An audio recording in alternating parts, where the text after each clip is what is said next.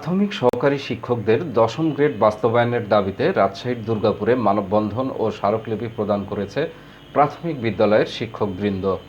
আজ মঙ্গলবার বিকেলে দুর্গাপুর উপজেলা পরিষদ চত্বরে দুর্গাপুর উপজেলা প্রাথমিক বিদ্যালয়ের শিক্ষকদের আয়োজনে এ মানববন্ধন অনুষ্ঠিত হয়। মানববন্ধনে বক্তব্য রাখেন দুর্গাপুর প্রাথমিক বিদ্যালয় শিক্ষক সমিতির সভাপতি মোহাম্মদ আলী, সাধারণ সম্পাদক নাজমুল হক, দুর্গাপুর প্রাথমিক বিদ্যালয় প্রধান শিক্ষক সমিতির সভাপতি রাকিবুল ইসলাম, সহকারী শিক্ষক মিয়া শামীম হক, মুক্তার হোসেন, সোহেল রানা, বারহাম, মোতালেব, শাহাবুল প্রমুখ নেতৃবৃন্দ। এ সময় বক্তাগণ বলেন, একটি জাতির শিক্ষার মূল ভিত্তি হল প্রাথমিক শিক্ষা, আর প্রাথমিক শিক্ষকরাই মানুষ গড়ার কারিগর হিসাবে কাজ করেন।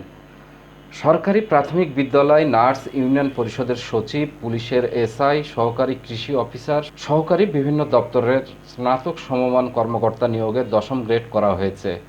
তাই বর্তমান অন্তর্বর্তীকালীন সরকার বৈষম্য দূরীকরণের মাধ্যমে প্রাথমিক বিদ্যালয়ের সহকারী শিক্ষকদের দশম গ্রেড বাস্তবায়নের সদয় অনুগ্রহ কামনা করছি।